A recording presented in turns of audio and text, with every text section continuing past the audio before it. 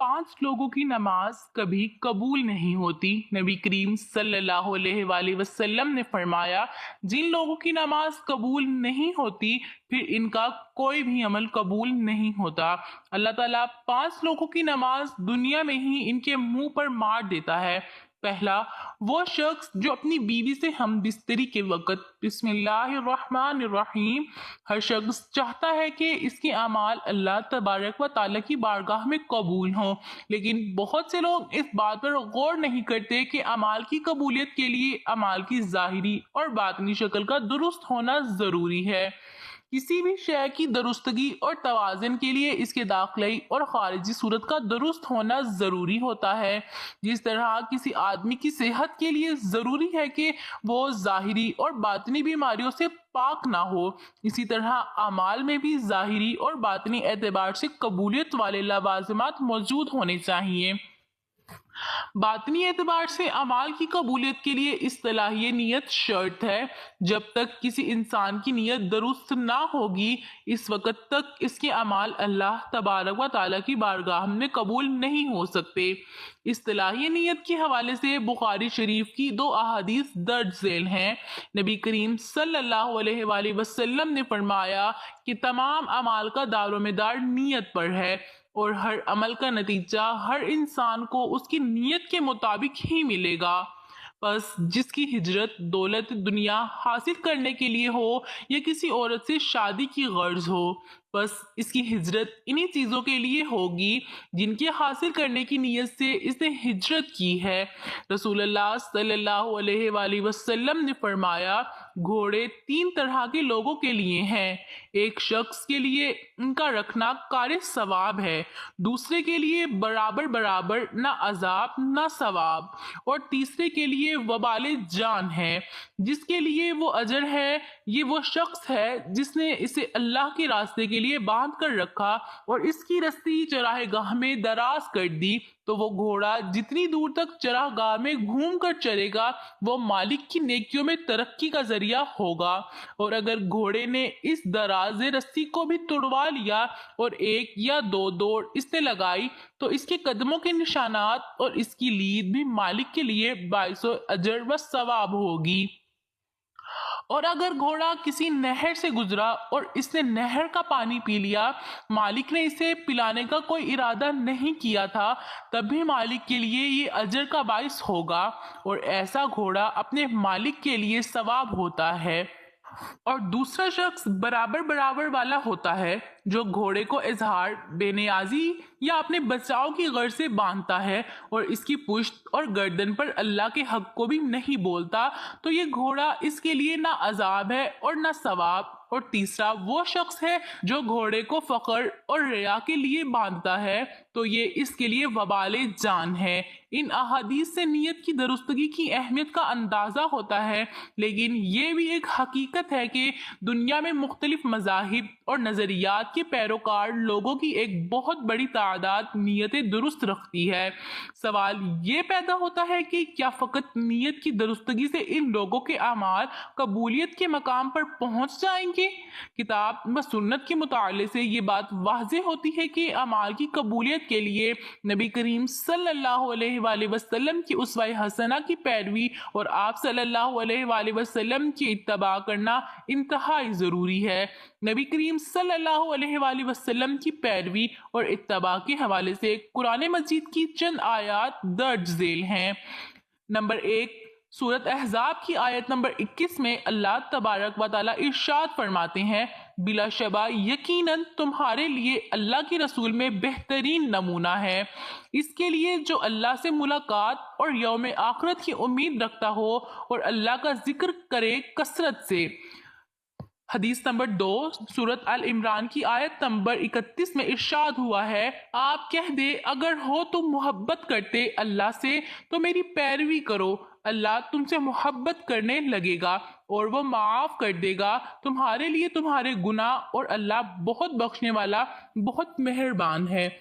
عبداللہ بن عمرو بن عاص فرماتے ہیں کہ مجھ سے رسول اللہ صلی اللہ علیہ وآلہ وسلم نے فرمایا، عبداللہ کیا یہ خبر صحیح ہے کہ تم دن میں تو روزے رکھتے ہو اور ساری رات نماز پڑھتے ہو؟ میں نے عرض کی صحیح ہے یا رسول اللہ صلی اللہ علیہ وآلہ وسلم۔ آپ نے فرمایا کہ ایسا نہ کر، روزے بھی رکھ اور بے روزے کے بھی رہ، نماز بھی پڑھ اور سو بھی، کیونکہ تمہارے جسم کا بھی تم پر حق ہے، تمہاری آنکھوں کا بھی تم پر حق ہے، اور تمہاری بیوی کا بھی تم پر حق ہے، اور تم سے ملاقات کرنے والوں کا بھی تم پر حق ہے۔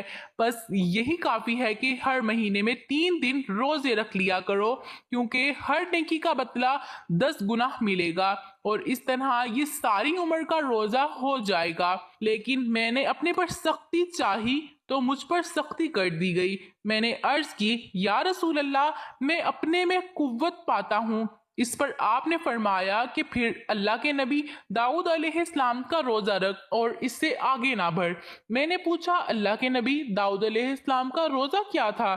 آپ صلی اللہ علیہ وآلہ وسلم نے فرمایا، ایک دن روزہ رکھتے تھے اور ایک دن بے روزہ رہا کرتے تھے۔ عبداللہ رضی اللہ تعالی عنہ بعد میں جب ضعیف ہو گئے تو کہا کرتے تھے، کاش میں رسول اللہ صلی اللہ علیہ وآلہ وسلم کی دی ہوئی رخصت مان لیتا۔ 3 صحابہ کرام نبی کریم صلی اللہ علیہ وآلہ وسلم کی ازواج مطہرات کے گھروں کی طرف آپ کی عبادت کے متعلق پوچھنے آئے۔ جب انہیں نبی کریم صلی اللہ علیہ وآلہ وسلم کا عمل بتایا گیا تو جیسے انہوں نے اسے کم سمجھا اور کہا کہ ہمارا نبی کریم صلی اللہ علیہ وآلہ وسلم سے کیا مقابلہ، آپ تو معصوم عن الخطا ہیں۔ ان میں سے ایک نے کہا کہ آج سے میں ہمیشہ رات بھر نماز پڑھا کروں گا، دوسرے نے کہا کہ میں ہمیشہ روزے میں رہا کروں گا اور کبھی ناغہ نہیں ہونے دوں گا، تیسرے نے کہا کہ میں عورتوں سے جدائی اختیار کر لوں گا اور کبھی نکاح نہیں کروں گا۔ پھر نبی کریم صلی اللہ علیہ وآلہ وسلم تشریف لائے اور ان سے پوچھا، کیا تم نے ہی یہ باتیں کی ہیں؟ سن لو، اللہ تعالیٰ کی قسم، اللہ رب العالمین سے میں تم سب سے زیادہ ڈرنے والا ہوں، میں تم میں سب سے زیادہ پرہیزگار ہوں، لیکن میں اگر روزے رکھتا ہوں تو افطار بھی کرتا ہوں، نماز پڑھتا ہوں اور تو سوتا بھی ہوں، اور میں عورتوں سے نکاح کرتا ہوں۔ میرے طریقے سے جس نے بے رغبتی کی وہ مجھ میں سے نہیں۔ ان احادیث مبارکہ سے معلوم ہوتا ہے کہ اعمال کی قبولیت کے لیے نبی کریم صلی اللہ علیہ وآلہ وسلم کی اسوہ کامل کی پیروی کرنا نہایت ضروری ہے۔ اس حوالے سے اگر انسان فرض عبادات پر غور کرے تو یہ بات بآسانی سمجھ میں آ جاتی ہے کہ اگر انسان نبی کریم صلی اللہ علیہ وآلہ وسلم کی سنت اور اسوہ سے پیش قدمی یا روگردانی کرنے کی کوشش کرے تو اس کی عبادات قبول نہیں ہو سکتی۔ چنانچہ اگر فجر کی نماز میں 2 فرائض کی بجائے 3 فرائض ادا کیے جائیں یا مغرب کے 3 فرائض کی بجائے 4 فرائض ادا کیے جائیں تو ایسی عبادت یقیناً اللہ کی بارگاہ میں مقبول نہیں ہوگی۔ اس طرح اگر ہر رکعت میں 2 کی بجائے 3 سجدے کیے جائیں تو ایسی صورت میں بھی عبادات اللہ کی بارگاہ میں مقبول نہیں ہوگی۔ صفا اور مروہ کی سعی کے 7 چکروں کے بجائے 8 یا 9 چکر لگانے کی صورت میں سعی قبول نہیں ہوگی۔ اس طرح طواف کے 7 چکروں کے بجائے 9 چکر کی صورت میں طواف قبول نہیں ہوگا۔ چنانچہ اگر ہم چاہتے ہیں کہ ہمارے اعمال اللہ کی بارگاہ میں مقبول ہوں تو ہمیں نیت کی اصلاح کے بعد نبی کریم صلی اللہ علیہ وآلہ وسلم کی سنت سے تمسک کو اختیار کرنا چاہیے۔ اسی اصطلاحی نیت اور سنت سے تمسک کی وجہ سے ہمارے اعمال قبولیت سے ہم نکار ہو سکتے ہیں۔ اللہ تبارک و تعالیٰ نے سورۃ ملک کی پہلی 2 آیات میں ارشاد فرمایا، بہت بابرکت ہے وہ ذات جس کے ہاتھ بادشاہی ہے اور جو ہر چیز پر قدرت رکھنے والا ہے، جس نے موت اور حیات کو اس لیے پیدا کیا تاکہ تمہیں آزمائے کہ تم میں سے احسن عمل کون کرتا ہے۔ گویا کہ نظام ہستی کے بنانے کا مقصد انسانوں کے اعمال کو جانچنا تھا۔ سورۃ عصر میں بھی اللہ تبارک و تعالیٰ نے زمانے کی قسم کھانے کے بعد اس بات کا ذکر کیا ہے کہ شک انسان خسارے میں ہے۔ سوائے ان لوگوں کے جو ایمان لائے اور انہوں نے نیک عمل کیے اور ایک دوسرے کو حق اور صبر کی تلقین کرتے رہے۔ گویا کہ انسانوں کو گھاٹے سے بچنے کے لیے اچھے اعمال کو بچا لینا چاہیے۔ قرآن مجید کی متعدد آیات سے یہ بات ثابت ہوتی ہے کہ ایمان اور عمل صالحہ کی بہت سے اچھے نتائج انسان کو دنیاوی اور اخروی زندگی میں حاصل ہوں گے۔ دنیاوی زندگی میں حاصل ہونے والے فوائد میں حیات طیبہ، زمین پر تمکن، دلوں کی سکینت اور روح کی راحت شامل ہے، جبکہ اخروی کامیابیوں میں اللہ تبارک و تعالیٰ کی جنت کے حصول کے ساتھ ساتھ اس کی رضا اور اس کا دیدار بھی شامل ہے۔ ایمان کے بعد عمل صالحہ کی اہمیت بہت زیادہ ہے، لیکن اس حقیقت پر غور کرنا بھی انتہائی ضروری ہے کہ کس عمل کو صالحہ اور احسن عمل کہا جاتا ہے۔ اس حوالے سے کتاب و سنت میں واضح رہنمائی موجود ہے۔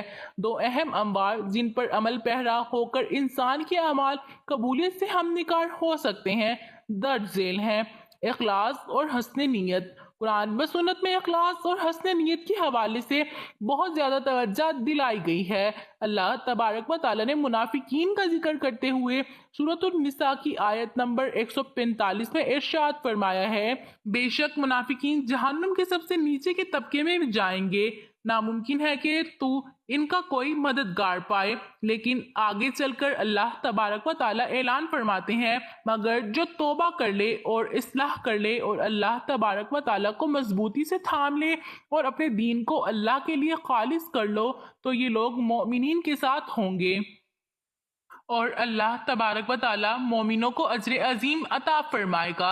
اس طرح سورۃ زمر کی آیت 2 اور 3 میں اللہ تبارک و تعالیٰ ارشاد فرماتے ہیں: بس آپ اللہ ہی کی عبادت کریں، اسی کے دین کو خالص کرتے ہوئے، خبردار دین خالص اللہ ہی کے لیے ہے۔ احادیث طیبہ سے یہ بات بھی معلوم ہوتی ہے کہ اعمال بظاہر کتنے ہی خوشنما کیوں نہ ہوں، اگر ان میں خلوص نہیں ہوگا تو اعمال قبولیت کے درجے تک نہیں پہنچ سکیں گے۔ چنانچہ ایک حدیث طیبہ میں ایک قاری یا عالم کا ذکر ہے، اسی طرح ایک مجاہد اور سخی کا بھی ذکر ہے۔ ان لوگوں نے اچھے اعمال دکھلاوے کے لیے کیے ہوں گے۔ یہ لوگ گویا کہ ان کو نیک اور صالحہ ہی سمجھتے ہوں گے، لیکن اللہ تبارک و تعالیٰ انسانوں کی نیت سے بخوبی آگاہ ہے اور دلوں کے بھیتوں کو جاننے والا ہے۔ وہ قیامت کے دن ان ریاکاروں کو کامیاب اور کامران کرنے کے بجائے ناکام، نامراد کرے دیں گے۔ ان سے جب ان کے اعمال کے بارے میں سوال کیا جائے گا تو قاری اور عالم اپنی علمی خدمات کا، جبکہ مجاہدین اپنی جہاد اور سخی اور سخاوت کا ذکر کر کے اللہ تبارک و تعالیٰ اس موقع پر انہیں کہیں گے: تم نے یہ کام شہرت اور دکھلاوے کے لیے کیے، بس جو تم چاہتے تھے تمہیں کہا گیا۔ اللہ تبارک و تعالیٰ ان کو جنت میں داخل کرنے کے بجائے جہنم کے دہتے ہوئے شعلوں میں اتار دے گا۔ اس کے بالمقابل سورۃ البقرہ کی آیت نمبر 110 اور سورۃ مزمل کی آیت نمبر 20 میں اللہ تبارک و تعالیٰ فرماتے ہیں: اور جو کوئی بھی خیر کا کام تم آگے بھیجو گے اس کو اللہ کے پاس موجود پاؤ گے۔ گویا کہ اگر خیر کا کوئی بھی کام چھوٹا ہو یا بڑا ہو، اگر خالص اللہ کی رضا کے لیے ہو تو اللہ تبارک و تعالیٰ کے پاس درج ذیل ہو جائے گا۔ اس کے بالمقابل عمل کتنا ہی بڑا کیوں نہ ہو، اگر اس میں نیت درست نہ ہوگی، وہ عمل انسان کی تباہی اور بربادی پر منتج ہوگا۔ ایک حدیث پاک میں نبی کریم صلی اللہ علیہ وآلہ وسلم نے 3 طرح کے گھوڑوں کا ذکر کیا۔ ایک گھوڑا وہ ہے جو انسان نے فخر، غرور اور دکھلاوے کے لیے رکھا ہوتا ہے۔ اس گھوڑے کا چلنا پھرنا، پانی پینا، چارہ کھانا، حتیٰ کہ اس کا فاضل مادہ بھی انسان کے بائیں پلڑے میں ڈال دیا جائے گا۔ اس کے بالمقابل ایک گھوڑا اجر والا ہے۔ یہ گھوڑا وہ ہے جس کو اللہ تبارک و تعالیٰ کے راستے میں چلایا جائے گا۔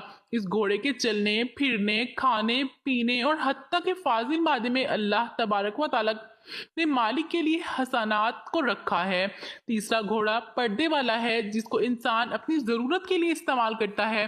یہ گھوڑا گویا انسان کے لیے اجر کا باعث نہ بھی ہو، انسان کی تباہی پر منتج نہیں ہوگا۔ अमाल की कबूलियत के लिए अपनी नीयत की इस्तिलाह करना इंतहाई ज़रूरी है। हदीस पाक में जहाँ पर ये बात आई है कि बेशक अमाल का दारोमदार नीयतों पर है, वहाँ पर इस बात का भी जिक्र मौजूद है कि जिसकी हिजरत अल्लाह ताला की ज़ात के लिए है, अल्लाह तबारक व ताला के पास इसकी हिजरत इस तरह दर्ज होगी। इसके बिलमुकाबिल जिसने किसी औरत से निकाह करने के लिए वतन को खैर आबाद कहा, वो बेज़ाहिर मुहाजिरीन फी सबीलिल्लाह के हमरा क्यों ना हो, लेकिन इसके साथ मामला इसकी नीयत के मुताबिक किया जाएगा। अल्लाह तबारक व ताला सूरत आल इमरान की आयत नंबर 31 में इरशाद फरमाता है, कह दीजिए अगर तुम अल्लाह से मोहब्बत रखते हो तो मेरी ताबेदारी करो, खुद अल्लाह तुमसे मोहब्बत करने लगेगा। नबी करीम सल्लल्लाहु अलैहि वसल्लम की तरफ से कायनात की आखिरी इल्हामी और नातिक वही रहनुमा है। आप सल्लल्लाहु अलैहि वसल्लम के बाद किसी शख्स पर भी अल्लाह तबारक व ताला की वही नहीं आएगी। अल्लाह तबारक व ताला ने इंसानी जिंदगी के जुमला अमवार में आपकी ज़ात को हमारे लिए हजत और रहनुमा बना दिया है। नबी करीम सल्लल्लाहु अलैहि वसल्लम के अमल के साथ जिनका अमल हम आहंग होगा, इसका अमल बारगाह इलाही में मकबूल होगा, और जिसका अमल नबी करीम सल्लल्लाहु अलैहि वसल्लम के मुताबिक नहीं होगा, इसका अमल को रद्द कर दिया जाएगा। चुनाचा जब हम अरकाने इस्लाम पर निगाह डालते हैं तो यही बात समझ में आती है कि हमें इनकी बजाय आवरी में अपनी मनमानी करने के बजाय नबी करीम सल्लल्लाहु अलैहि वसल्लम की उसवा को इख्तियार करना चाहिए। अगर कोई शख्स हुस्न नियत के साथ नमाज की अदायगी करते हुए एक रकत में एक रुकू के बजाय 2 रुकू अदा कर ले और 2 सजदों के बजाय 4 सजदे कर ले तो ऐसे शख्स की नमाज कबूल होने के बजाय रद्द कर दी जाएगी। इस तरह कोई शख्स तवाफ करते वक्त बैतुल्लाह शरीफ के 4 चक्रों के बजाय 9 या 11 चक्कर लगाए तो ऐसे शख्स के तवाफ को कबूल नहीं किया जाएगा। बिल्कुल इसी तरह अगर कोई शख्स सही करते हुए 7 की बजाय 5 या 9 चक्कर लगा ले तो इसके अमल को भी मुस्तरद कर दिया जाएगा। यही मामला रोज़ों का भी है। रोज़ों में इंसानों को सहरी से लेकर अफ्तारी तक अपनी भूख, प्यास, जिबली ख्वाहिशात को दबाना पड़ता है। अगर कोई शख्स सवाब की नीयत से रोज़े को तोल देते हुए अफ्तारी के वक़्त को इशा तक ले जाए तो ऐसे शख्स का रोज़ा इसके लिए बाइसे अजर होने के बजाय बाइसे वबाल बन जाएगा। नबी करीम सल्लल्लाहु अलैहि वसल्लम का तर्ज अमल हमारे लिए एक कसौटी की हैसियत रखता है। हमें अपने अमाल की कबूलियत के लिए आप सल्लल्लाहु अलैहि वसल्लम की ज़ात से हमें वक़्त रहनुमाई हासिल करते रहना चाहिए। जो शख्स आप सल्लल्लाहु अलैहि वसल्लम की ज़ात से रहनुमाई का तलबगार होगा और आप सल्लल्लाहु अलैहि वसल्लम की उसवा पर चलने की कोशिश करेगा, अल्लाह तबारक व ताला इसके अमाल को कबूल और मंजूर फरमाएंगे। इसके बिलमुकाबिल हस्न नियत रखने वाले के बावजूद जिसका अमल अमले रसूल से हम आहंग नहीं होगा, इसके अमाल कबूल नहीं किए जाएंगे।